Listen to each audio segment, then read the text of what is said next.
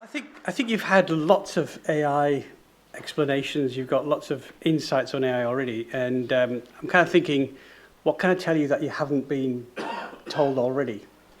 And when I spoke to John about this session, I thought it's worth just taking a bit more of a helicopter view on AI and looking at this more holistically.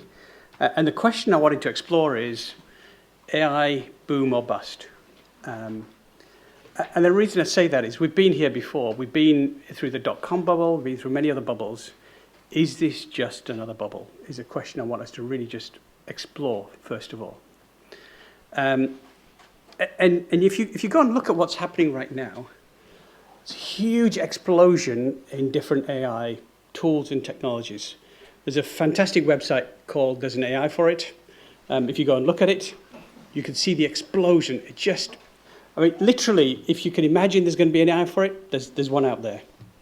I took on the role of CEO at the BCS 2 years ago, and it was just at the time when ChatGPT was coming about. And I thought, I'm at the BCS, there'll be some really smart brains there, it'd be fantastic. So I thought, hey, I need to send a Christmas message to all the members. We have 70,000 members. I thought, let's do a personalized message. And so I gave the marketing leader a call and said, can we write a personalized message for the BCS members? Yeah, I'll get somebody on to it. I'll get a marketing agency. No, hang on. I said, I don't want a marketing agency. I want us to use technology. What do you mean? I said, well, there's ChatGPT. There's chat what? So I said, well, it's ChatGPT. I'll come around. I'll come around to your office. Sat down and said, look, let's just put into ChatGPT, write a Christmas carol for the BCS membership. And I thought, well, really? Okay. And it came up with something which was not bad. It came up with, "'Tis the season to be coding," right? And this was the verbs the verse that came along. And I said to the team, "Hey, look, let's use this. This is all right, isn't it? We could use this. It's a bit quirky." And they said, "Oh yeah, we'll send it to an agency. We'll get to the other." Oh, hang on. We don't need an agency here. I've got a friend. I'll get a friend to record it. He said, okay. So I phoned up my friend, and he got his little group. He's a choir singer, and he recorded the verse. And then I said, well, the audio alone is not enough. We need a bit more than that. Let's do a bit more. Let's make it a bit more animated. And have you heard of DALL-E? DALL what? So we used DALL-E to create a little robot thing there, and then we used some other AI to do some animation based on the music. And then we finished that. I thought, still not very Christmassy, is it? Robotic in a bit of cyberspace. That doesn't look very Christmassy. Let's have some snow in there, right? So we got another bit of AI and got some snow. So we then created this message that we sent out. Do you want to see what it looked like? Yeah. So let's see if this tech works. Does the audio work here? Okay. Maybe it doesn't. No. Java!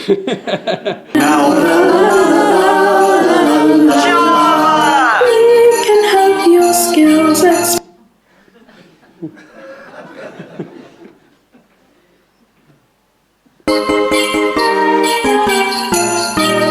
Deck the halls with lines of code now. Java! You can have your skills explode now. Python! We're the British Computer Society. We're here to banish IT anxiety. And C! Tis the season to be coding. SQL! Whether it's fine or wet or snowing. And Swift as well! From AI to quantum systems, Bringing our knowledge and expertise. at our range of fun-filled workshops, You can learn new technologies. Maybe you're concerned with cyber. get the idea.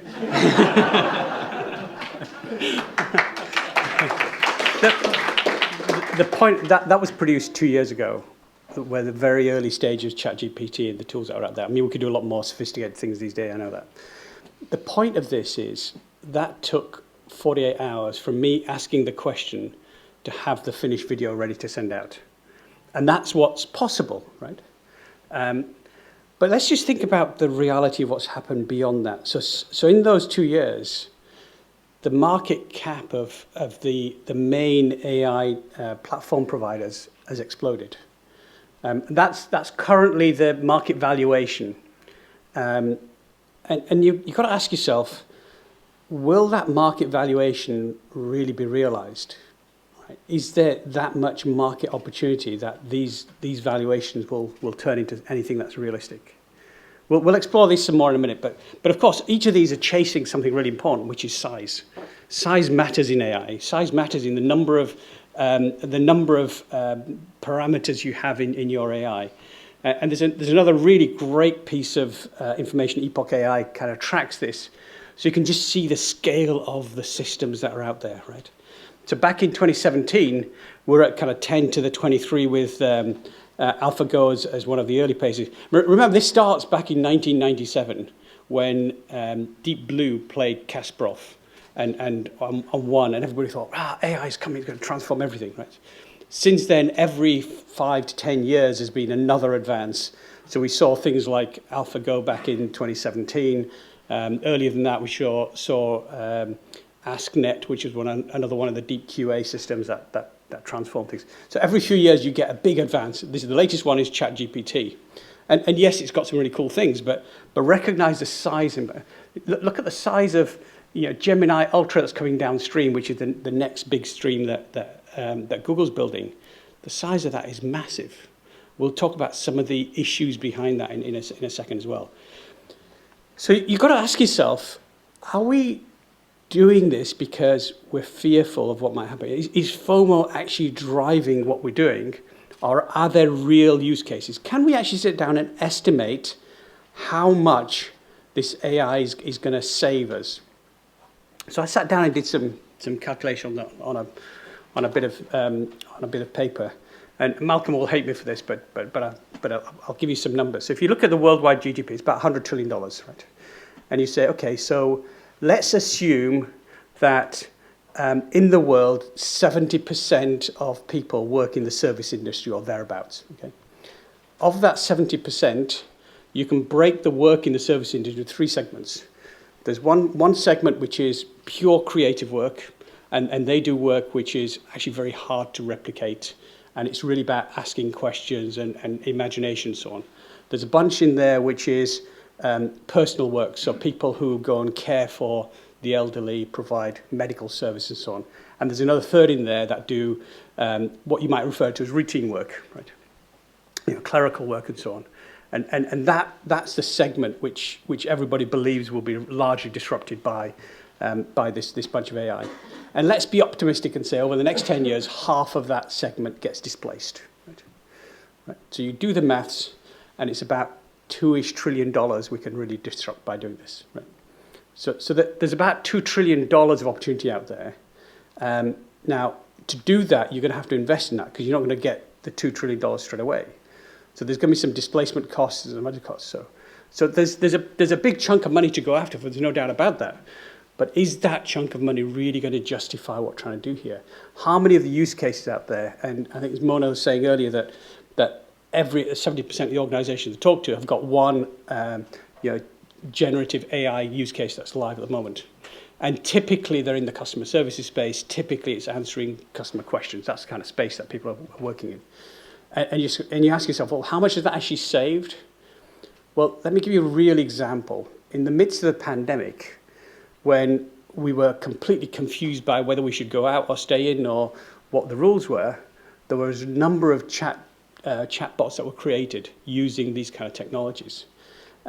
One of the organizations, if you look in North Wales, for example, they were getting close to 1 million requests a day and they couldn't service them.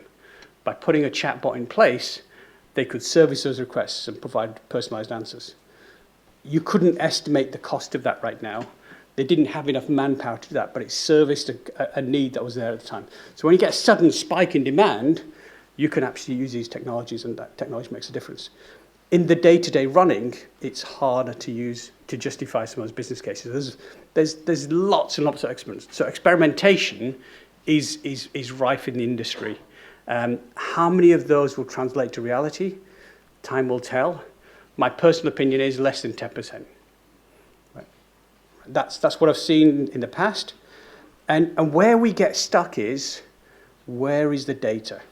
Right. All of these models start from some form of data.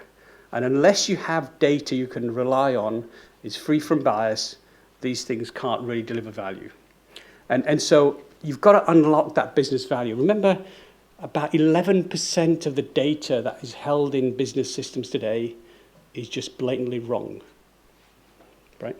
You go and look at your record. How many times is your name and address wrong? How many times is the way they spell your name incorrect? It's just amazing. And the analysis that was done, there's many reports on this, shows there's a significant amount of incorrect data out there. So you have to do a lot of work to get that data into form that works right. So let's think about how we move beyond experimentation. How do we move beyond just doing another trial and another set of ideas? Well, what I try to do is unpack this and say that there's an assembly line that happens here, and there's an assembly line of skills that you need. And to make it easy, I give nice fluffy animals as explanations, right? So the whole thing starts by being able to gather the right amount of data. Who are the best gatherers of the squirrels? They gather all the acorns and save them, right? So the people that catalog that data are a core set of skills that we need in the business. Who in the business today understands the data we have, catalogs that data, manages that data, maintains that data? And then you need the smart guys, like the Jasons of this world, who come up and give us some fantastic use case examples. We could imagine this from the police force. Imagine those visionaries are really important because they start to give us insight on what might be possible. And we refer to those as the owls, their ability to see in 360 degrees because they can twist their head right around. Right. The third animal is the fox or the wolf. Right. These are the academic geeks, the mathematical geeks who come and write this line of R code, which nobody understands, but produces some magical answers, and it creates some wonderful AI which does some magical stuff. But we need them because they need to be able to crack through some of the complexity of the data and actually create some insight that we can use. Right? But once we've got them, and you've got that experiment, you think you've got it right, when you try and scale it, then the real problem happens. Because those systems don't scale straight away. You need another group of individuals, and I refer to them as the weaver birds. And the weaver bird is a very small bird, a little yellow bird that you see there. Their ability to build these massive nests that attract the mates is their core competence, right? In the same way, data engineers are the ones and AI engineers in the future will be the ones that can take those little systems, those ideas, and actually scale them, understand what it takes to scale them, understand where the wrinkles are, understand where the problems are, and how we can overcome them, how we can make them run day in, day out, and be reliable and dependable. But then there's another group of people who we often forget. And they're the hawks. They fly high above, and they worry about the ethics, the legality, the privacy, the things that we mustn't forget, because a lot of these systems are going to infringe on privacy in ways that we can't imagine. And a lot of these systems are going to be weaponized in ways that we can't imagine. And so we need those righteous people who support us. So these are the 5 core competencies, I believe, that we need going forward. And the university has got to help nurture those kind of competencies. Because if we don't, then it's going to be AI talking to AI. Right? We need humans talking to humans and using these capabilities to help support them. But when you start to scale that, you actually realize we're not starting from a blank sheet of paper. No business starts with a blank sheet of paper on these things. They have huge issues. The first one is the legacy systems. Can I actually connect this AI to my legacy system? Even a system that's built last week is a legacy system. Right? and so there's outdated infrastructure. There's all kinds of issues of getting APIs in there, scalability issues, massive technical issues that we've got to really think through. I already talked about the data quality issues, the inconsistency in data across multiple data sources. I looked inside the NHS. It's an absolute nightmare in terms of the amount of data they've got in there. Phenomenal amounts of data, but it's in so many different pockets that you can't actually bring together to make anything useful out of that. And that's part of the issue. And then underneath that is, of course, the real technical constraints that sit there. And so as an organization, as you start to navigate this, you've got a bunch of very complex technical issues, and you need the right people to help guide through that. And people like Infosys, people of that kind of capability, have the insights to be able to help navigate that and find some of those practical solutions to get through these problems. So I liken this to the gold rush. And what we're going to be doing is navigating the gold rush in the same way as we did before. And the real winners in the gold rush were the shovel providers. Right? Because everybody wants to do a bit of gold digging. Well, you need a shovel, right? So here you go. And in the same analogy, let's think about where we are in terms of the tools and capabilities to support that. Let's understand some of the ethical considerations before we go too far into this, right? Think about what we've learned over the past. I was hugely fortunate in talking to some of the people in Cambridge Analytica a few years ago to understand how they got into the situation where we're taking Facebook data and using that to manipulate society in ways that they didn't imagine. And they didn't want to do that. The technicians, the engineers on the ground didn't want to do that, but they were left with no choice, which is why they ended up doing that. And it's incumbent on us to help frame the right ethical frameworks in management, in executives, to be able to ask some of those key questions that we have to focus on. And so the notion of responsible AI is absolutely key. And in the discussion yesterday with Rahul from Infosys, we talked a lot about this because this is a big topic. And we need to teach and explain what responsible AI really is. At the same time, we've got to avoid that shiny object syndrome which exists out there. Everybody thinks there's a magic answer to everything. There's no easy answer in this. There's a lot of hard work that takes place to make these things really work and scale. And to do that, you've got to build the right partnerships. Very few people will be able to do this on their own. Even the big organizations, the big banks, etc., they will need partnerships. And it's about the right talent. Right? And having the right talent is going to make the difference. So as you start progressing down this, remember that the landscape that you're working in is very complex. And there's lots of regulations to help safeguard this. Every nation is looking at this in ways. I know we talked about this earlier as well, so I won't spend a lot of time on that. But depending upon where you're going to deploy your AI, you've got to worry about the regulatory landscape you're landing in. Because you could get yourself into some deep trouble without even realizing you're in deep trouble. There are tools out there. So I'm on a board of a startup called Smart Ethics, and they're providing tooling to help take these different regulatory landscapes, keep them up to date, help you understand what you need to be testing for, what you need to be learning for. So there are tools out there, but they're still nascent, they're still growing, and you need to kind of look at those things. At the same time, there are big issues in this whole space in that who can you trust to build these systems, right? Do I just look at... I had a discussion with one of the big government departments on how do you choose the people that are going to build the AI systems for you? And the answer was, I interviewed them and I looked them in the eye. Really, that was the absolute answer from a senior executive in the organization, in the government. And so calls from the Telegraph saying, computer science should be licensed to develop AI are absolutely right. There are some huge issues there. How do you know somebody has the competence, is going to work ethically in that space? It's a big, big topic for us. At the same time, look at the other side of this. So I was on the panel with TUC as we developed a broad recommendation for the incoming government on regulation for AI in employment.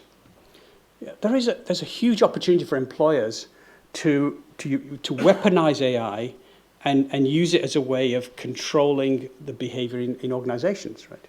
There's lots of positive uses, but there's lots of challenging uses here as well. And if you go and dig into these, you'll see some very good guidance on some of the risks and issues that we can face and how you might navigate some of those. So what I've been trying to do over the coming weeks is really understand some of those ethical frameworks. So from the BCS, we've created a piece of learning. We'll launch it in January, actually, which was to develop a set of scenarios for what ethical dilemmas people may face, and provide learning for professionals so they can start to know how to deal with some of those. And to lead by example, I actually took the course and the exam myself. Proctored exam, very stressful, but I did pass, luckily. It would be embarrassing if I didn't, I guess. But we're working with Michael Minnelli, who's the Mayor of the City of London, and his ambition through Connect to Prosper is let's make London a role model for the ethical use of AI in financial services. Right. We can absolutely do that, and that's part of what we're trying to do here. Now, at the same time, there's other issues that we've got to really think through here. So one of the other issues is the AI that we're using, are we going to accidentally land ourselves into trouble because that AI has used some IP that we weren't aware of? Right. So you can see the range of lawsuits that are being filed right now. These are just some of them. Right. There's some big issues being debated still, and we haven't got all the answers. Right? Am I infringing AI? So if an AI reads my document, is that the same as a human reading the document? Right? That's one of the arguments that's being put out there. On the other side, if AI then regurgitates some of that material as verbatim, is that plagiarism or not? Or if it changes a few words, is that still plagiarism? There's big issues in all of this, and you've got to really think through the potential implications depending upon your use case, depending upon the impact of that use case.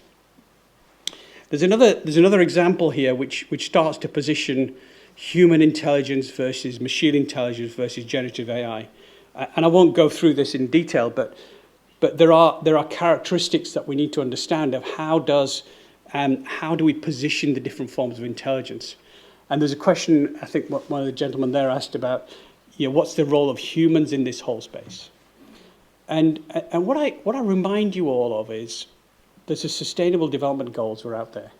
Why is it that we live in the world today and we still have girls being trafficked in the world? Why is that happening today? Why is it today that in the UK, over 10,000 kids go to school every day without having had breakfast? Why is that happening? In a developed nation, is that appropriate? What are we doing to solve some of those fundamental societal issues? And how are you going to use AI to solve some of those fundamental issues? How can we give those young people who can't even afford to have a breakfast a better future? And how can AI help us do that? That's really what we've got to try and do. Right? At the same time, don't ignore some of the unintended consequences of AI. The cost of doing a ChatGPT search compared to doing a Google search is about a factor of 10 in terms of energy footprint. The environmental cost of AI is doubling every 100 days. I'll say that again. The environmental cost of AI is doubling every 100 days. We can't afford to do that. Society can't afford to do that. So we have to find a way of improving on a lot of the issues here. The paper that was written by HBR, the uneven distribution of AI's environmental impacts, is actually a very interesting and very alarming read. And if anybody hasn't read that, I'd urge you to go look at that, because there are some really, really scary stats in there. You couldn't do anything with ChatGPT. You can go and write 1 + 1, tell me what the answer to 1 to 1. It would do that. But you don't understand the environmental impact of doing that. There's no cost. It's not a free thing to do, right? Because there is a data center somewhere. There's networking costs. There's all kinds of things that happen behind the scenes.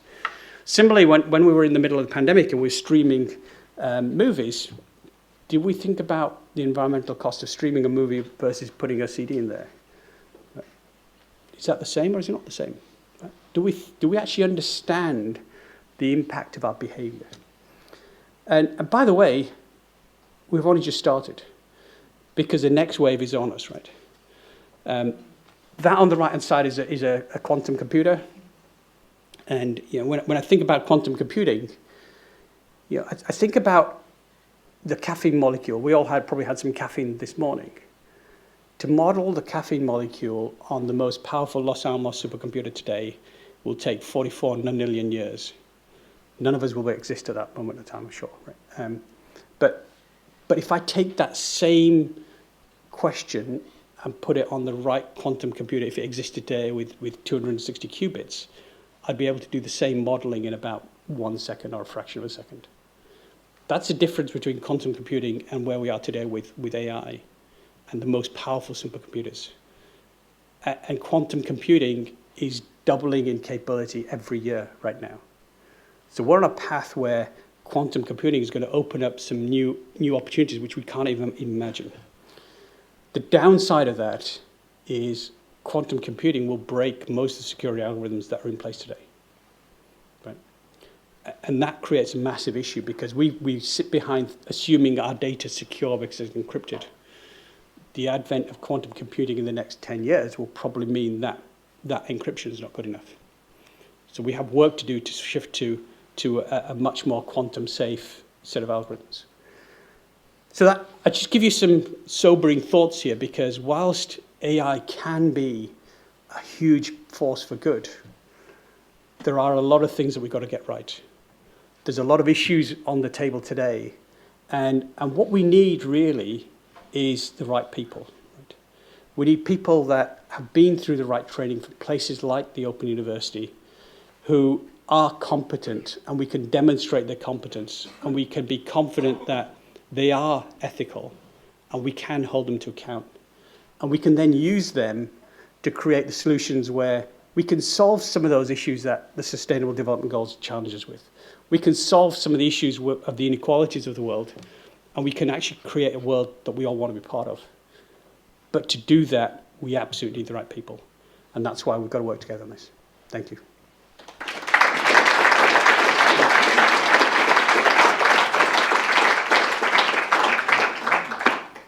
Okay. So we have time for questions. Are there any questions from anyone? Dev. Can we get a microphone to Dev, please? Thank you, Rashik, for that thought-provoking speech. I just finished reading Nova Sin by James Lovelock. And first half was very enthusiastic, read through with a lot of, good things coming to mind. And second half completely deflates you when you realize the potential. And he predicts cyborgs as our co-inhabitants on this planet. But one thing he mentioned there is about the risk that you outlined in the last few minutes. Do you see chance of global leaders coming together either through UN or other platforms to sign treaties like they did for the chemical weapons? Because so far they have been slipping away on signing something like that for the potential abuse of AI. But in your circles, do you see that it's likely to persist given that you have now multipolar world order, China, India, Europe, and US, and so on? Thanks. Yeah, this is the next weapons arms race. At the moment, you saw what's happening from the legislative landscape. I think sadly we're going to have to see some more disasters before that world need will come along. The thing that I always come back to is, why is it that a young person like Molly Russell took her life because of the AI that the images that AI fed her? And have we learned from that today? A lot of the drivers for that AI were commercial, right? And we don't have those guardrails. We haven't still got the technology to stop that right now. We are doing some things, but a long way from where we need to be. So should we be focusing on that? Absolutely. If I look at nation states like China and the level of citizen control, it's quite scary. Yeah. If I look at, let's look in places like Iran, where the hijab laws are monitored by AI. Right. So those are aware. If you are seen without hijab in Iran, then the surveillance cameras across, even places like traffic lights, will identify you, will use facial recognition, and it will send you a fine to your phone within seconds. Right. If you have a second offence and you're driving, then your driving license is revoked. and you have to get out of the car and not drive that car at that moment. So those laws are live today, but aren't discussed commonly, right? Equally, oppressive laws are in place in different parts of the world, and we're not talking about it, right? It's just going on without anybody talking about it, and this is made possible with the AI that's there today, let alone the AI that's coming downstream. So part of what I'm trying to do to the BCS is surface some of this, because if we don't surface it, then who is going to, right? We have to have the confidence that we can bring these use cases to life and drive some of the declarations. So some of the declarations that we have that we're pushing hard is to have those the ethical control, the account, holding people to account. Now, if I look at the Post Office Horizon situation, there's a lot to be learned from that whole situation, right? And we've had meetings with with various societies across the UK to look at some of the issues there. But do I see an emergence of somebody to drive that? At the moment, UN is trying to do something, right? So UN has had multiple ambassadors trying to do exactly that piece of work. They are facing a lot of barriers right now, right? Any more questions at all? I'm depressed, your whole audience, sorry. Kevin. Yeah, thank you very much for the talk. I was wondering if you're optimistic about the ability for the UK economy to compete in the future. I'm just struck by your market capitalisation, all US companies. Most of our consumer experiences are going to a US company. What's our share of this going to be in the future, and are we going to be able to maintain, the economy that we need in the face of this really concentrating on a small number currently of companies that are not UK based? Yeah. So one of the glimmers of hope here is the democratizing capability of AI is phenomenal. So if I really see a use case, let's go back to Africa, right? So that's the youngest nation in the world, right? We all know that. They don't have roads, so how are they going to transport things? Well, the young people are trying to build ways of using drones to do some of the transport for them. Need drives innovation, and that drives human creative in ways we can't imagine, right?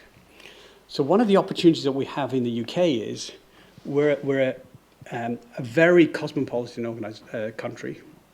We're very inclusive, and we're very able to really surface some of these kind of conversations, which you wouldn't be able to have in other countries, right? Can we use this opportunity to surface some of the real challenges and solve them, and then sell that around the world and use that to really create the capital for the UK? I think we can. And that's why I'm here. Part of the reason I'm with the BCS is because I think by doing it in an ethical and a competent way, we can lead the world in really showing how AI can make a really positive impact. Part of the reason I write the happiness blog is because every week I need to reflect on what's the positive part of the world. I see a lot of badness in the world, but you've got to really understand what the goodness in the world is there, because there's a lot there to be really proud of. And when you start to see some of the amazing use cases around, the work that was done here around trafficking young girls in Nigeria and Nepal, right? There's a People's Award a couple of years ago. That using scientific capability to help us understand how to remotivate, help young people out of that trafficking situation into finding real employment, finding a future, that is really inspiring. And we can use AI and those kind of technologies to help create a much better world. So let's focus on some of the real societal issues, things that you would not want to happen, and let's focus on AI making a difference. Final question from Nick at the back. You can get a microphone to him.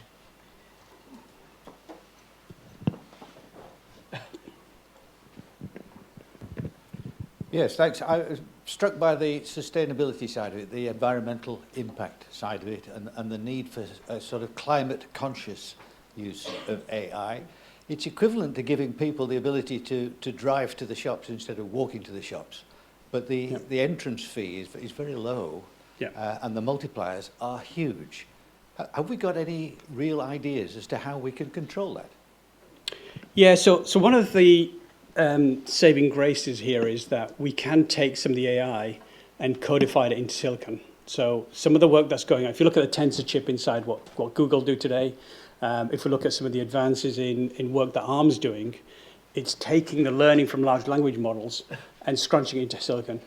And that the environmental impact is orders of magnitude less. We can't replace the learning cost, but the running cost comes down a lot. Right?